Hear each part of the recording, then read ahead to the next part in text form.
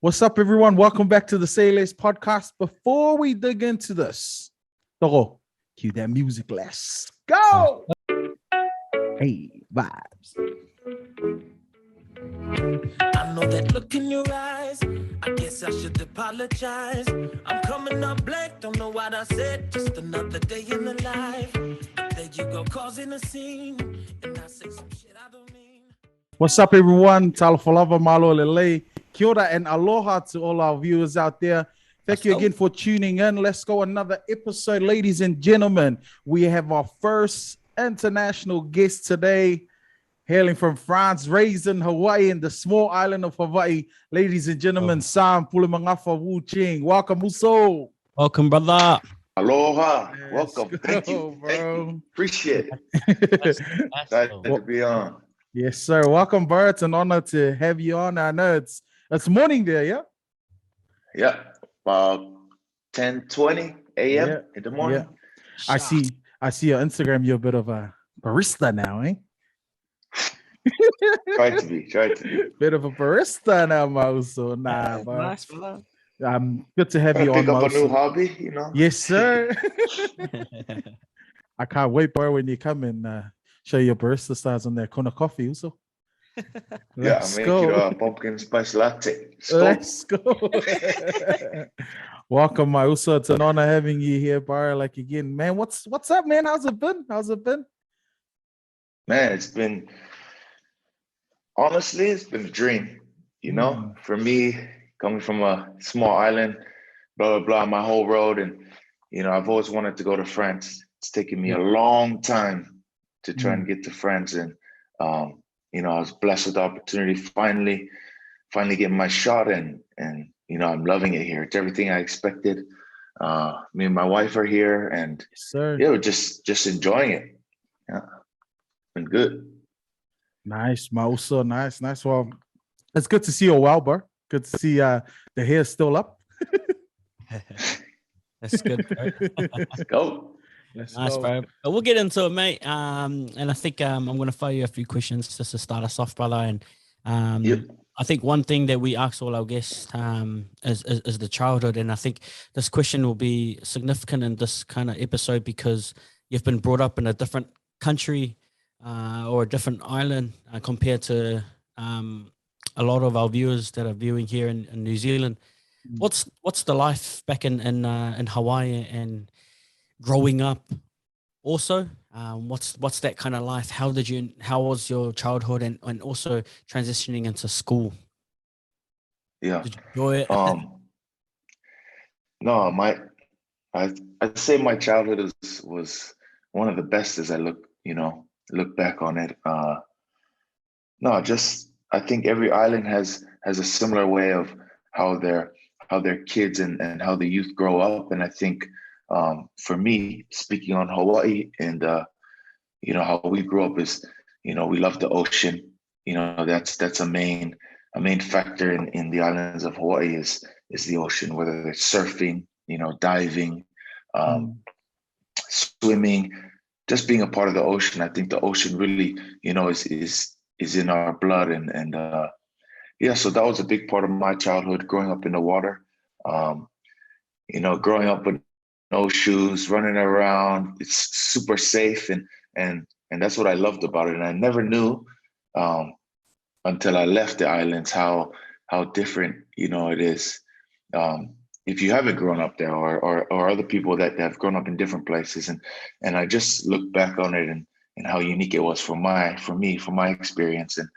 And you know, being able to walk to auntie and uncle's house down the road, no blood relation at all, but they're nonetheless auntie and uncle. And, you know, that was a blessing for me as I look back on it. But yeah, it was just, I love the island life, you know, and it's hard to explain, but yeah, well, living with the ocean in the blood, no matter where you go, you know, that's what I take away from my childhood. And yeah, I loved it. That's awesome, bro. That's awesome, man. Thanks for sharing that. How was the schooling life over in Hawaii? And I think if you could also elaborate like how it works, because a lot of us here in probably New Zealand or even in Australia are not familiar with it. Like, yeah, how was that that life growing up and being a young child going to school? Yeah. So I'd say, first of all, in the terms of rankings of schooling and high school in Hawaii, in the broad scheme of America, I think Hawaii is kind of at the bottom of the pole, one of the bottom things. But no, I think so. It starts off with we call it intermediate, which is kind of like I think it's fourth to like eighth grade, something like in that range, which is like maybe eighth grade is maybe 12, 13 years old. Yeah.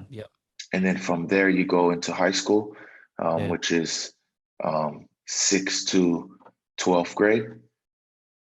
Or no, sorry, 9th to 12th grade. Sorry. So intermediate is 6 to 8, and then 9 to 12. Yeah. And then every year you have a full year. You have a little bit of the summer off, a little bit in the winter, which I think is opposite for you guys. So our summer is your guys' winter. So yeah, we're a little bit opposite. And no, I think high school is supposed to be like a building block for the universities. Yeah. I don't know like if it's actually working very good, but no, but in Hawaii, I think schooling is different because not a lot of people leave the island. You know what I mean? Yeah. So a lot of the kids and a lot of the families have businesses, have things that they've been doing their whole generation, and there's not really that desire to leave. You know, I was a little different, where my desire was to get off the rock, as they say. But there's a lot of people that are content, and you know that's totally fine.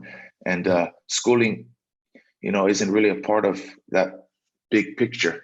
And I think that's why our schooling and education just lack a tiny bit. It's just the desire of the kids, and it's just a little. It's different because you know they start working when they're young already. You know, so they work in the farms. They work in you know, whatever their family has, rock wall business, and they think there's not really a need.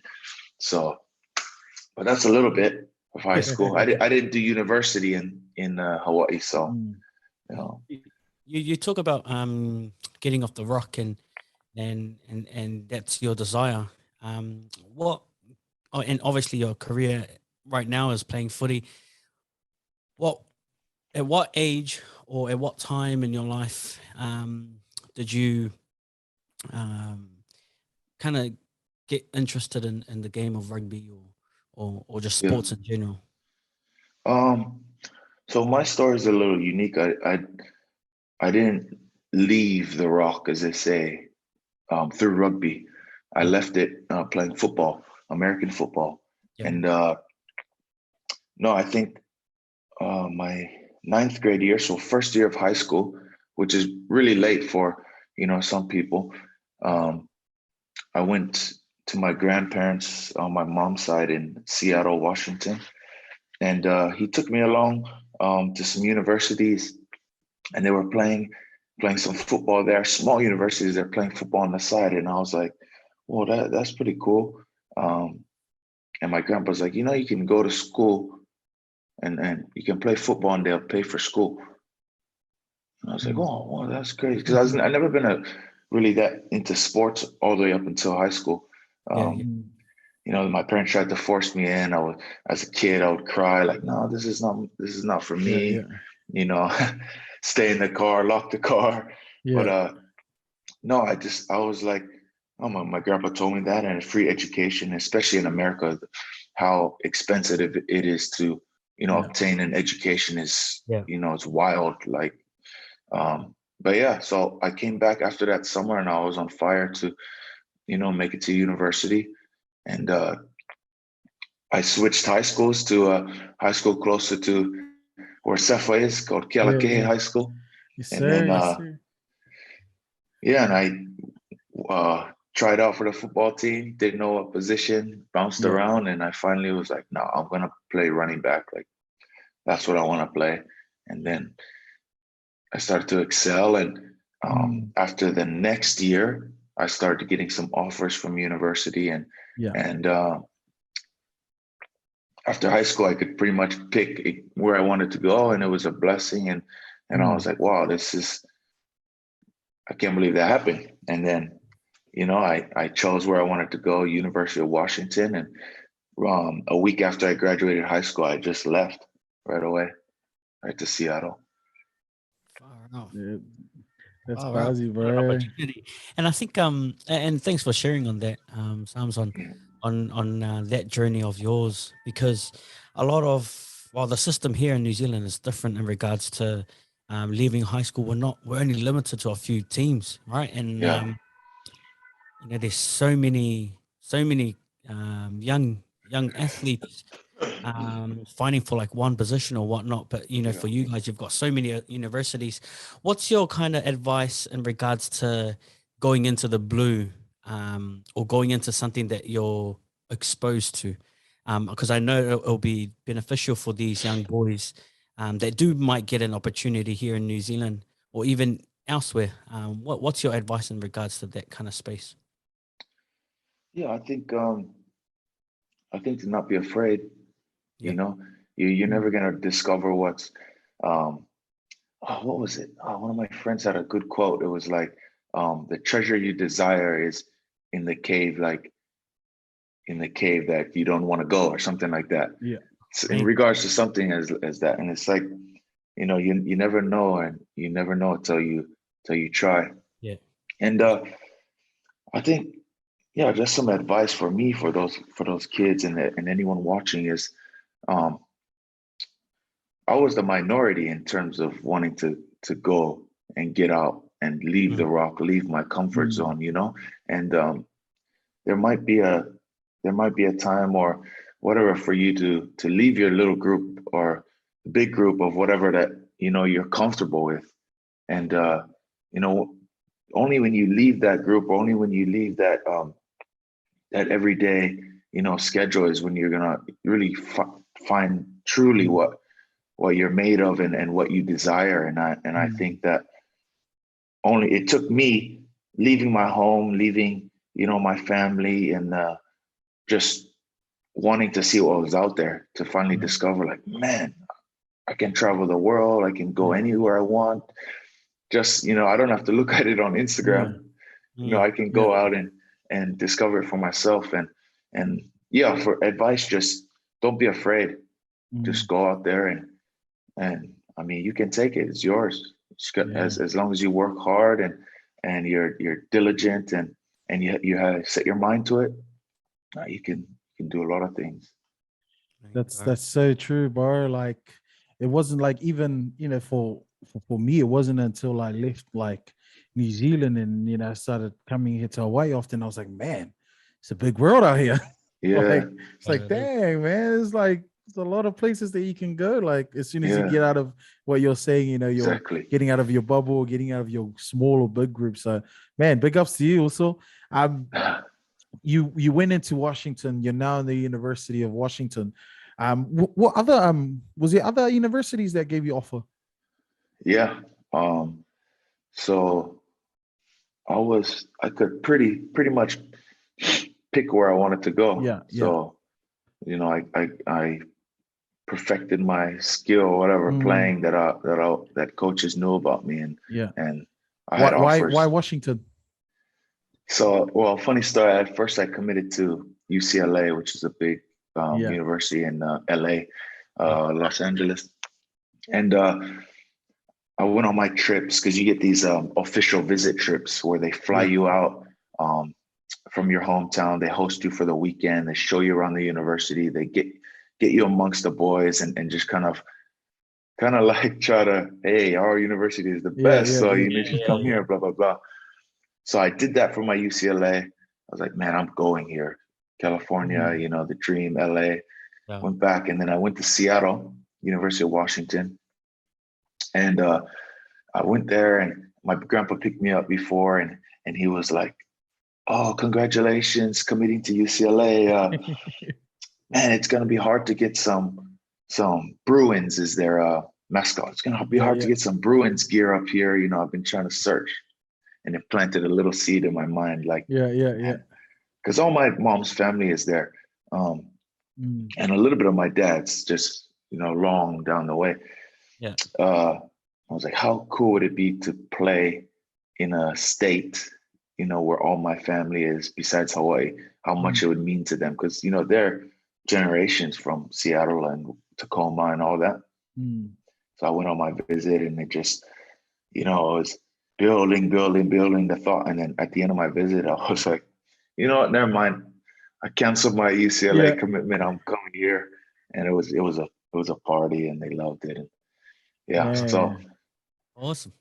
Because bro, like and I know you're gonna be humble about this, but you were the next big thing coming out of Washington. Like, when it came to football, like you were the upcoming star coming out of Washington. And I had been told that there were NFL contracts lined up for you within your path of Washington, because you spent a good amount of time in Washington. Your time there, you had success there as well with the team. Was it where in your mind you were solely like, this is what I'm going to do, I'm going to play football, and this is where I'm heading while you're in Washington? So even through high school, I had a dream. Okay, I'm going to go to university and I'm going to the NFL. And there's nothing that is going to get in that way. Like, there's nothing. And I built it, boom, boom, boom, all the way until I finally got the opportunity. And I said, nah, it's not for me. And I turned it down. And I'm a big believer in, Lord Jesus Christ. And I was just that last year I was praying, and I was just like, my last year was going amazing as anyone wanted. I was the captain, I was the leader on defense. I was making tackles. I was getting contacted every day by agents, NFL teams. My year was going amazing. But I knew slowly during the start that that's the best it's gonna get. And I'm done after this. And I was like, no, I don't want to be done. But the Lord's, no, you've taken football as far as you can. Football has given you everything. You've given football everything, and it's time to change the path. And I was fighting with that, like, constantly. Like, man, like, it's as if someone came to you and it has something on a platter, and all you have to do is take it. Like, literally, all I have to do is sign or something like that, But it wasn't for me.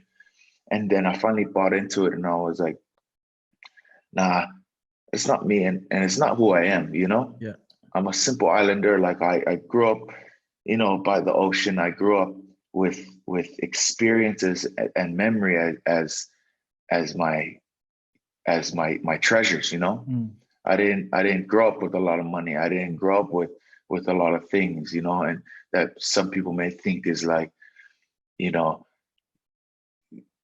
equity and stuff like that. But for me, what I had was memories and experiences and travel. And that's what I wanted to do. That's what I wanted my life to be built on, is great memories, relationships. And so I felt like that wasn't for, like, I could build my memories elsewhere, and rugby was what I wanted to turn to. And then I just put it out in Twitter, on social media. Blew up. If you would, like, looking back at it now, if you would, if you hadn't taken the rugby, the rugby journey, if you would, what team do you reckon you would have picked? Like, with the offers that you had, the contracts that you had, which NFL team do you reckon would be like, yo, I'll sign with you guys? Yeah. Well, the crazy thing about the NFL is, like, when you get drafted, you don't get to choose where you go. You can live in Seattle and you get drafted to New York, and you have no say. So for me, on draft day, the New York Jets and the Oakland Raiders at the time, they called me and they said, "Are you sure? We'll draft you. Are you sure?" I said, "No, I'm done." So it could have been those two. Yeah, Raiders or Jets, man, that would have been cool. And then, like, leading to the next one, why rugby? Like, why did you choose? Why did you go from pretty much what you're saying? This is your top. Like, this is it for my NFL. For my football career. Like, I'm at the peak of my performance now, and then you get a word from God, and you're like, nah, I'll choose rugby. So good. Yeah. So why rugby? So, I played rugby growing up a little bit, or a lot, but it was my ninth grade year. So first year going into high school as well. I still wasn't into sports. I wasn't into sports. I didn't like the vibe. And then that summer, I just joined the local team with, my uncles and all that coaching, and the Kona Bulls there, Uncle John and all them, And Uncle Mo. And then more came like, Uncle Mo. Yeah, he came a little bit later, but and then I was just so excited, like the chemistry, the boys, like it's a total different culture than football, total different. Football is individual based. This guy, I'm going to the NFL, I'll make money, I'm gonna do whatever. This guy has the same vision, but a little different. There's no cohesiveness, no like, togetherness. And rugby is just like, for me, is the perfect, example of a sport team, or a sport that everyone can pretty much do anything. Like, you're all on the same kind of plane. You can tackle, you can carry the ball. I mean, you can kick. Maybe not ideal for some people, but you can kick, it's not illegal. And you can pretty much do everything. And me, getting introduced to that, and everyone being on the same page and laughing and having fun and playing for each other, that is what drawed me so close to it. And I always say, my other interviews, it was like rugby was like a little brother. And he was like constantly tugging at me, like, come back, let's play, while I was playing football. And I finally was like, you know what, let's go back. And I feel like my love for sport really started after I started playing rugby. Then I was like motivated, and I loved the game, and it gave me joy. And I wanted to go back to it. And that was it. The Graham's grateful for it, bro. I'm like sitting here like, holy hecka. And like I'm really grateful for you for sharing that. But I want to touch on something that will probably be I guess deep in some certain way for you, and maybe for others that might be in your situation. And it's you've given up a sport that a lot of people dream of playing, like not only in Hawaii, but in the mainland and the big land as well, in the States. And also here, we've got, like, I know in New Zealand, there's a few football teams that they're trying their best to, just try and make it out there. Yeah. And with you to make your decision of going to rugby, and people hearing it, the surroundings that you're in, hearing you give up a major sport in the United States for a sport that's not even, I guess, big compared to football, and that, how do you, and I definitely know that your faith has played a big part in your decision, but how do you kind of block that noise out for those people that have been like, far out, man? Sounds like you just gave up, let's say, $1 million on draft day for rugby, that's not even making anything yet. But like, how do you block out that noise, like in your times or in the past as well? Yeah, I think that was pretty tough for me. Yeah. And yeah, I think it was like very tough because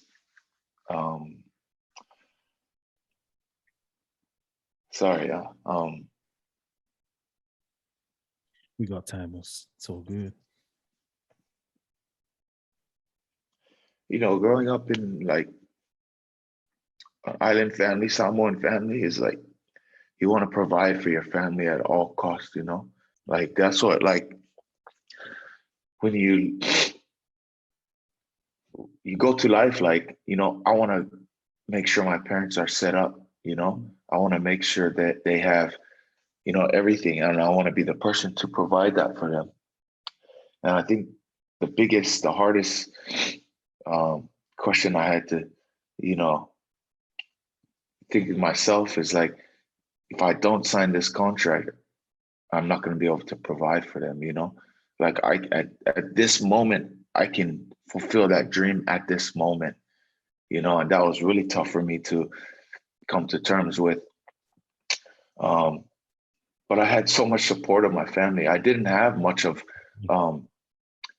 backlash, on decisions. The only real thing was like, you could have been a millionaire in the sign of a thing, But then again, my family and us, we're not about money, And it would have been very nice, and they told me that, like, it would have been very nice.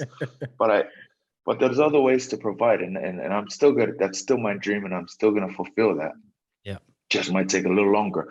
But no, I think at first the rugby community really, I didn't know how the world was gonna react when I put that out there, and the rugby community just like blew up in support and open arms, and as well as the other side, there was a few people that were constantly like, man, you are dumb. Like, yeah, you had everything, blah, blah, blah. But, that they moved on, it's fine. Like, and at the end of the day, it's about you and your decisions, 100%. Like, am I going to regret my decision later down the road? Maybe not, and do I look back and have regrets like, man, I should have done that. Man, I should have done that. 100%. And, but that's the good thing about making a good decision, is because I look at myself now, and would I have gone back? No, 100% not. Do I maybe regret and see, I could have done that, and all those scenarios play in my mind? Yeah, all the time. But I'm so content and happy with the choice that I've had, and maybe if I wasn't the right decision. Yeah. But I know it was. And yeah, I just had so much support and love. And it was, yeah. So that's awesome, bro. And I want to honor you for that decision, bro, because you've just testified today, or like tonight, that you can listen to yourself, and I feel like a lot of people these days focus on what others think, and base their decision on others, on what others think as well. So for you to share that, and for anyone that's listening, especially our young fellas that are got contracts and whatnot, like, follow your heart, follow what you want to do, like whatever is set out for you will prevail, when the time is right. So I honor you that, Sounds, for sharing that. But I also want to touch on, you've been around the world, well, you've been to a few states and whatnot. And, how was that journey, kind of experiencing that? Because I definitely know that now you're in France, like, I don't know, maybe with NFL, you'll probably be playing the whole year just in one country. But, with rugby, you can travel and whatnot and play and do something that you love. How has that been, that journey for you? Oh, I mean, that's another reason why I chose rugby too, is I was thinking, NFL, football, I can travel all around America. One day I could be playing in Seattle, and then the coach said, hey, you've got traded to North Carolina or something like that, across the whole country. And for me, I was like, man, I'd rather get, signed by a team in France than, oh no, I'm going to England, or now I'm going to, wherever. And I was like, man, that is way more, looks way more, better for me. And so that's another reason why I switched over, because I wanted to travel. And it's been incredible. I've been all over. It's funny, I always hear people talking, and a country comes up, and I'm like, oh, I've been there. Another conversation, oh, I've been there. And I'm like, man, I've been to a lot of places, around the world. And now I'm living in France. Like, I'm from this little island. Like, it was me and one kid that left the island to go to a big time university, just two. And I was the first, like, in like, so whatever, blah, blah, blah. but no, it's just funny saying, where my roots are, where I come from, and now I can travel the world, and it's a blessing. I love it. That's awesome. It's amazing. And again, we're not trying to put down the NFL and whatnot, but I also want to touch on you representing the Eagles and representing your country. That's, I guess, probably a significant experience for you, for yourself. And how was that like, being able to choose another pathway, but end up representing your own country, like how was that? What's up, everyone? What we always love to do in our podcast is to promote our local businesses. And today, 09 Barbershop. Check them out. Established in 2020, started as a partnership by two guys from the 09 Auckland. Let's go. Ioane and Finau Payne. Hence the name 09 Barbershop. That's pretty smart, Ducks? That's pretty smart. 09 Barbershop. You can find them on Facebook and Instagram, located in Sydney, 943 Canterbury Road in Lakemba. So check them out. Ducks, have you ever had a baldy before? Yeah, bro. That's when my dad thought he was a barbershop, bro. Barber, sorry. Well, what about you, Bella? Yeah, I walked into a house of Mohawk mullet, and then my dad shaved it off. So, I wish the brothers are around so they can sort me out. Well, so check them out. Check them out, guys. 09 Barbershop. Sayless. Yeah, it was very, honorable. Just this, especially playing in different countries and singing the anthem. It's like all the country is resting on your shoulders, for this game and whatnot. And not a lot of people get, a number attached to, their name and so it was a blessing to represent the USA. And at first I wasn't even in my plans. I just wanted to play whatever that was, and it just led down the path, and I got the call. And funny story is that, I was a winger, like that was my position. Yeah. And I was pretty big, and then the USA called me and said, hey, we want to bring you into camp, but we want to bring you in as a loose forward. And I was like, okay, no worries. Like I've never been in a scrum. I've never jumped in a line out, but let's go. And then, I never switched back, but so that little funny story, but it is a blessing. And yes, sir. Hopefully at some point I'll be able to represent two of my countries, but we'll see. That's awesome, bro. That's awesome, and congratulations on that, mate. Now playing in France, brother. How's that comp going? Going for you over in France, and how's the culture in France? Obviously being around the Rouen and experiencing different kind of cultures, and also just the rugby culture as well. Like how to, just the rugby there. How's it like? Yeah, the culture is amazing. I just literally I don't know if you can see this, but hold on. Let's go. Exclusive. Literally, there's a massive cathedral right here. Oh, dang. Damn. These things are like huge.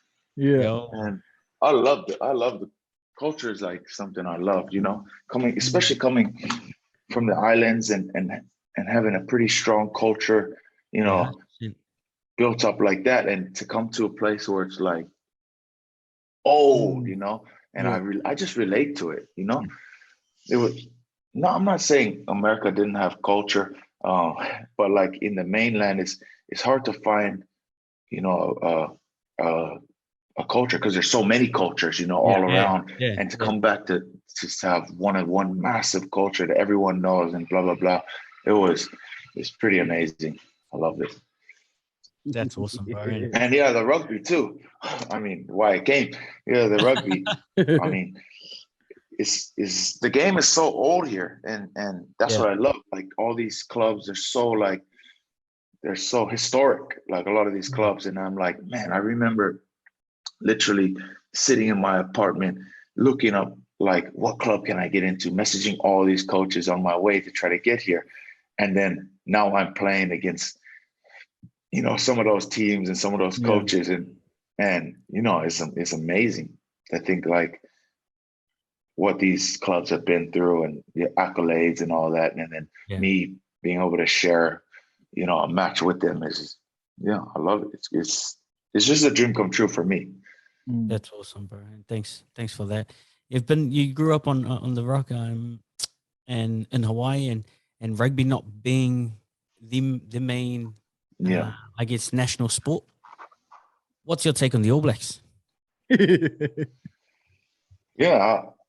They're good. Rig day. They're rig day. The best in the world. I'm not saying like, they have a lot of Islanders. From all over, so that probably plays a part. But no, I mean, what is it? The book Legacy? Is it Legacy? Yeah. I was reading that like a few times ago. It's just so cool just to see the culture and how they've come to achieve what they've achieved. I mean, I think I've seen a statistic or something like they're the most winningest team ever, something like that. Yeah, which 90+%. Yeah. I mean, if you don't mold yourself, and if you can't find something from them, like there's either some pride in you, or you're just looking the opposite way. Because I mean, they're the you support the Wallabies. Exactly. Awesome, bro. That's cool, bro. Going back to San Diego, he played for the Legions, and there was one big sign that you guys did. It was probably one of the biggest signs that the clubs ever did, and that was Ma'anonu. Getting him. And I know when that news broke out, we all thought that he was retired until we saw his name pop up in San Diego. How was it playing alongside him? I mean, watching him growing up, everyone has these stories. It's kind of redundant, but it's not at the same time if you're in the shoes.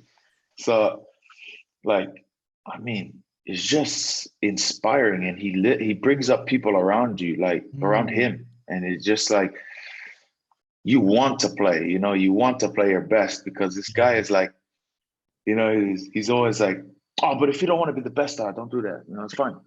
But he always puts those little things, like we were gym partners, and he's like, all right, I'm gonna go for 12, and it was 10. He's like, I'm going for 12. If I don't get it, don't help me. He's like, all right. He gets it. I was like, yeah. He's like, okay, your turn. You want to be great? 12. Okay. But if not, no, don't worry. Just those little things that might seem childish, but it gives you a little bit of like, 100%. Yeah. I remember I got married in San Diego with my wife, and then we had a little bit of time off, and then I came to training, and he wasn't there yet. And I get to training, and he's just like there doing his warm-up stretching. I'm like, bro, that's Ma'anonu, like just right there in this little park that we're training at, like Humboldt Park, down the street. And he's like, oh, what's up, Mouse? Like, what? How was the wedding? And I'm like, oh, that's good, bro. A little starstruck, but nah. Yeah. But he's a very genuine guy. Like, has helped me through making decisions to come to France and all that. And it's just been, it's been, just some of those guys that you don't think it matters to them to do the little things. He does the little things, like a little FaceTime here, like, how you doing? Blah, blah, blah. Like, I think that's what made him great, is the little details. And obviously he's a superstar, and his athletic ability is crazy. But it's those little things, I think, that sets him apart from average, or from great to greatest. Yeah. That's me, bro. What's one thing that you've learned that you hold on and like use nowadays? From him or anybody in your team? I think it is that you want to be great. Yeah. It's just because I always had that inside me, is like, oh no, I know. Because in football, like, they plant a seed where it's like, hey, in your position, there's about 1 million people, 1 million high school kids, more, trying to get your position in that spot in that university. What are you going to do different? So it was always like, oh, I got to do that to this. And it kind of reminded me, you know, and to see that he had done that and it has, you know, helped him and it succeeded. I knew there was a little bit of like truth to that. So I think, yeah, that was just a great reminder. Like, it's funny, but at the same time, it's relatable, you know. Yeah, like, yeah. 100%. He always does it with a laugh, but it's true, you know. Yeah, 100. Yeah. And you know, it's just awesome. You know, that's just a blessing. You know, the blessing that God has given you with that decision that you made. You know, when you were a young kid. So that's wisdom, man. And see the blessing come through. That's it's so awesome to see. Shout out to the also Manunu. If you see our message that we sent a long time ago to jump on the podcast, please say yes. Come on, there's another and I know he's another rugby player that I've watched ever since he came into the scene. And he's, you know, one of America's top rugby players, Todd Clever. Yeah. Honestly, he's one of my favorite American players. How was it? Because man, he's a whole different beast on the field, man. Like when he runs that, I think it was that 03 or 03 07 World Cup, 07 World Cup, and that one 07, where he was just like, what the heck? This guy should be playing running back or something. Yeah. What was it like? You know, his leadership, being under his leadership, and you know, just playing alongside him. Yeah. The kind of bummer thing is right when I got my cap, it was his going away. Oh yeah. So like it didn't really line up. But but I do have some great stuff because he just lived 3 minutes away from where I lived in San Diego. Yeah.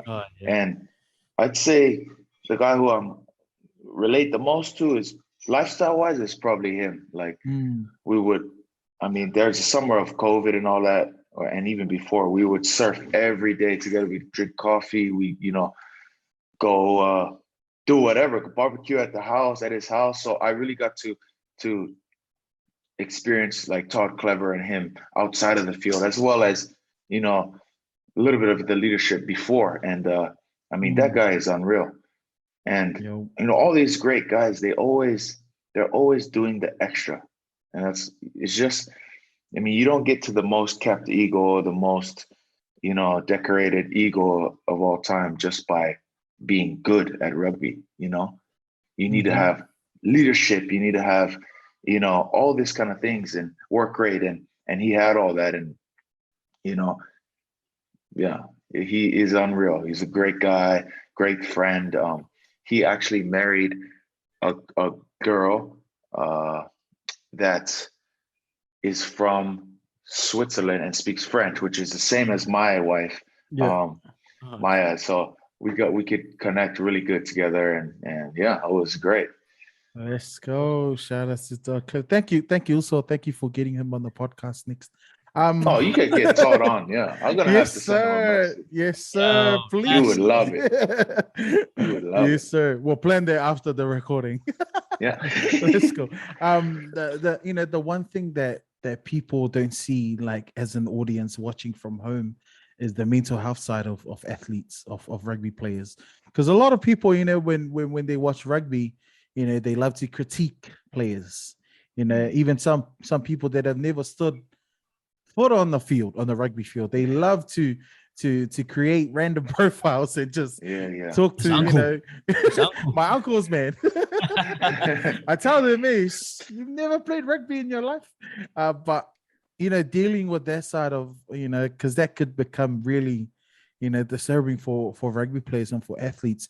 And, you know, like, it kind of gets hard sometimes to block it off for you guys. How do you deal with that? You know, having to, exactly what Atu asked before, you know, kind of have to block out that noise from people critiquing your game, telling you how you should play and stuff like that. Yeah.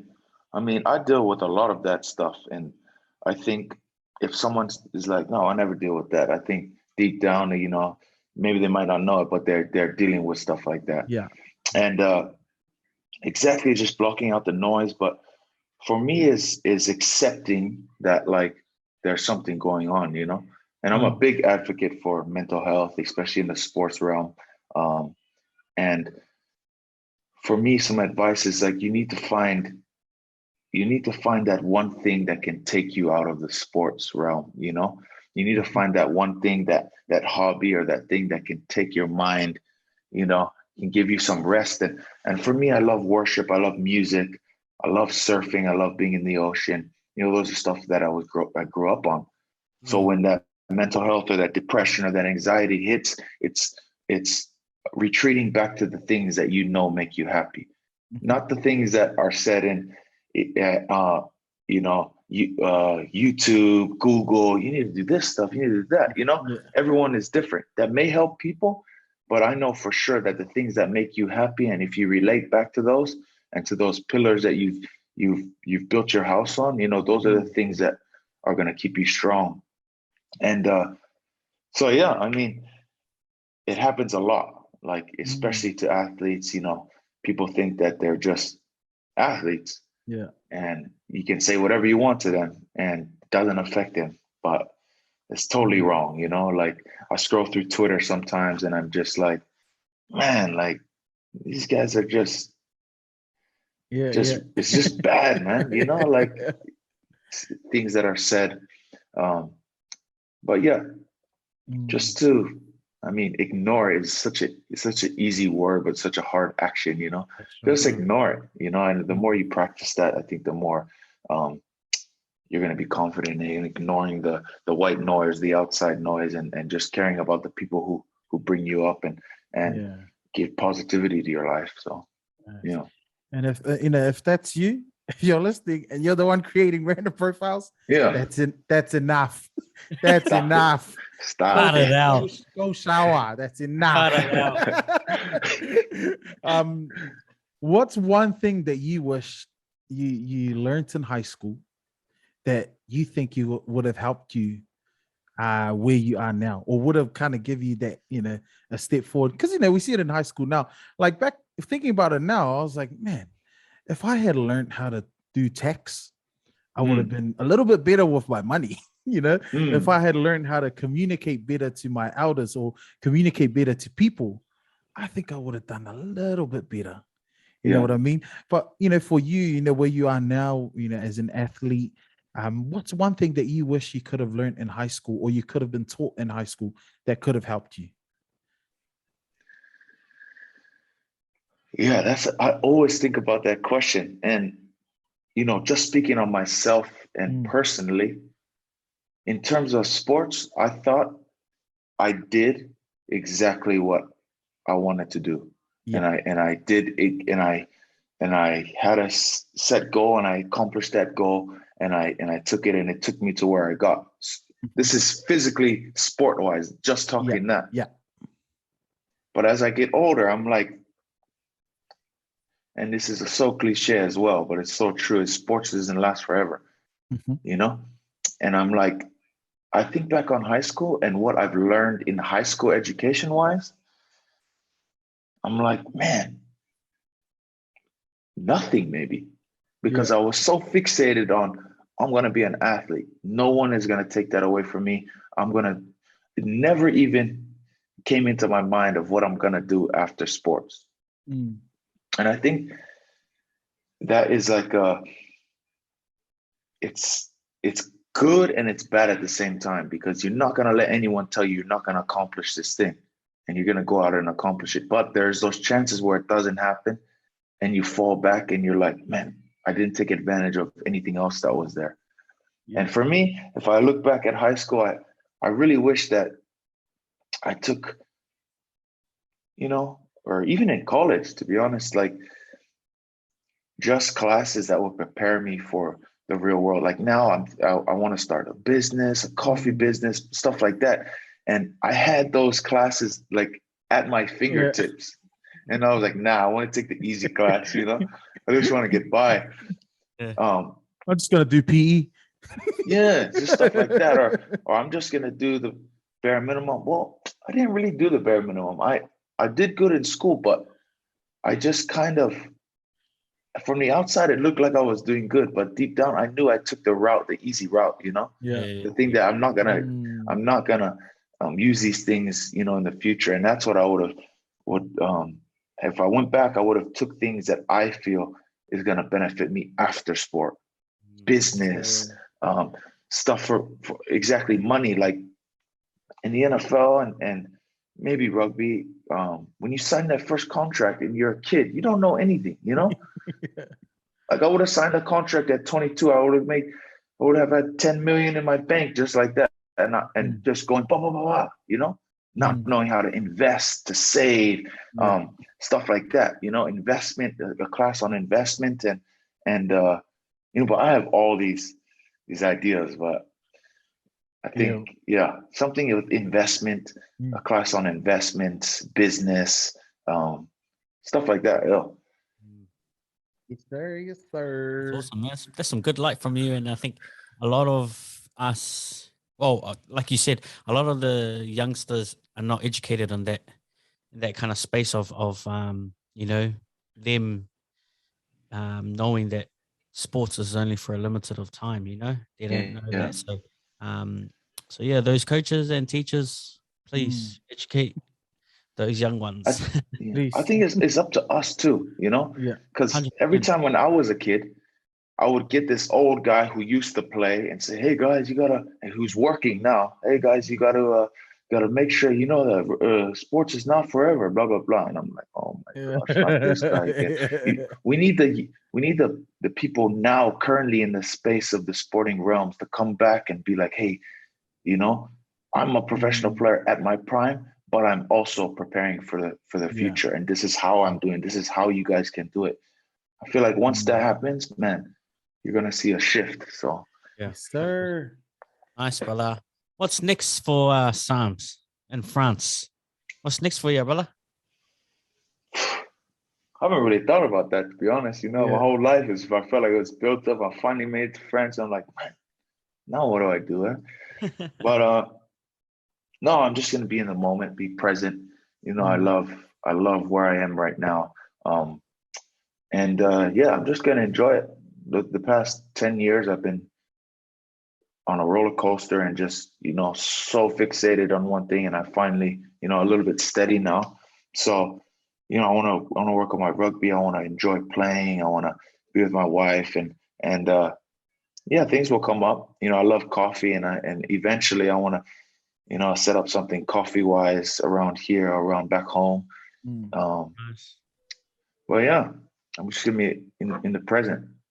That's awesome, bro. Thanks for sharing that.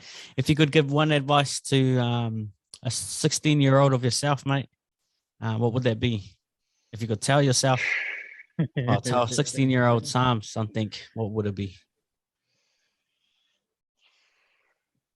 If I could tell a 16-year-old Sam something, man, that's hard. I think just speaking personally is to for me take home in. That's for me because I've been away from home so much, and while I was home, I wanted to leave. You know, shucks, and it's pretty tough because most of my adult life I've been away from home, and while I was a kid, you know, young kid, obviously, but when I was in high school and stuff like that, all I wanted to do was leave home. You know, and I finally got to a place in my thing where, you know, home is anything that I've been looking for is at home. This whole time I was trying to leave and you know, trying to find relationships, trying to find, you know, money, trying to find blah, blah, blah. But all, you know, all that I was searching for was at home. And now, you know, as I get a little older and my family and all that, Sefa and everyone is over there, you know, that's really what gives me joy to continue like being away. And so I would just tell my younger self, you know, to you know, be at home and take that all in, be with everyone that was there. And yes, sir. That's unique, mate. My Thanks man. Shot my also, man. You've dropped some gems, bar. You've dropped some gems during this episode, man. And we're so grateful for that, man. We're now going to get into this. The next part of our podcast is called the Quickfire. So this is where we we throw 5 questions at you, bar. 5 quick fire questions. And we have this one question at the end. We've asked this question to all of our guests, and they're pretty good. So we'll see what you got at the end. All right, the first one, I'm gonna test your loyalty to Hawaii in this one. Eh? Let's see what you say. Oh, Okay, come on. This one. Ready? Remember, I was home, but I wasn't home. Here we go. Let's see. Pineapple on pizza, yes or no? No, never. Never. I told you, Docs, I told you. Good, bro. I thought you guys would like it because it's called Hawaiian pizza here in New Zealand. No, it's everywhere. We're in French, like, oh, you want a Hawaiian pizza? No way, that's disgusting. Nah, every NZ guest that we've had, pineapple pizza, yo. I was like, oh man, if you go to Hawaii, bro, and he said that, you'll get slaughtered. Nah, yo, sweet, Seki. Okay, now that confirms it's like, yo, Seki. What's your go-to, this next one, what's your go-to pre-game track? Oh, frick. I would say, I don't even know. Aloha Aina Meds. That's right now. That's my song. It's a good good Hawaiian pump-up song. It's good. Yes, sir. What's it called? Got it. Aloha Aina Meds. All right. Aloha Aina Meds. Yes. Pretty good one. If I cover Docs.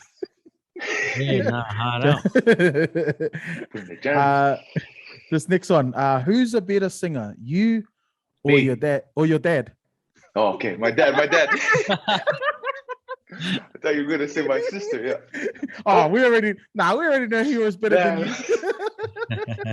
Golden child. No, my between dad. you or your dad? So it's pretty much a tie. It's a tie, eh? Let's go. Yo, with the new eligibility rule in rugby, would we see you, if you had the opportunity, strap up for Samoa, or are you gonna stick to the Eagles? I have already messaged the Samoa coach. I am in there. I want to play for Samoa so bad. That's my dream. Let's go. Man, let's go. Manu Here we Samoa, go, guys. Here we go. And this last one, you get to choose 5 people. Living or have passed on, that you just sit there for one night only and just have dinner or coffee with. Just the one night. And you get to choose the 5 people. Anybody. Could be family member, could be a celebrity, anyone. Who would you choose? And we've had some pretty good answers. Yeah. We've had the few of, Dwayne Johnson in there, Denzel Washington was in there, Kevin Hart was in there. A lot of grandmas and granddads were in there too. Good. Kevin Hart is good. Let's see.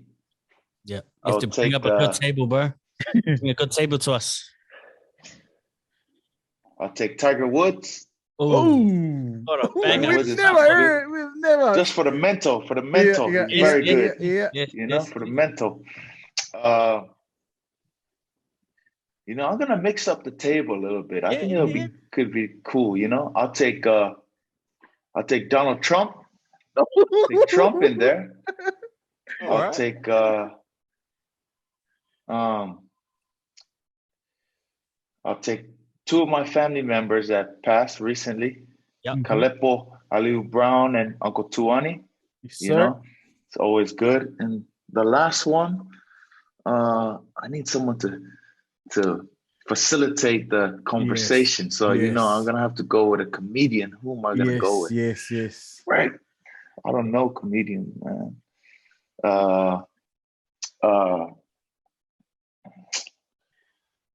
I'll do Kevin Hart too. I'll do Kevin Hart for the facilitator, Yeah. I just feel like there's a lot of people there that can just I feel like that guy will just keep the night going too. Yeah, just keep it going. Have to. Are we invited to that table also? Just you guys? I think we're outside. Now we're the service. We're at the sauce. All right, ladies and gentlemen, the man himself, Psalm Wooching. We thank you, Mauso. Thank you so much for making time for us. And we do appreciate you, being vulnerable and stuff like that. I know it ain't easy, but we do want to thank you. Thank you so much for giving up your time. We pray for blessings with you and your wife there as you journey on in France. And, you know, when the time comes, we're going to love seeing you in that blue jersey representing Manu Samoa. Let's go. Ladies and gentlemen, Psalm Wooching is your Sosefa, your Toko Atu, say less. Let's go. Say less. Bad days, my stomach got to hurting in the worst way, singing the blues. Hey. All on my own in a dark room, nobody there. All on my own in a dark room. But nowadays we got a lot I couldn't lose. You finally kicked the cigarettes, I ain't been singing the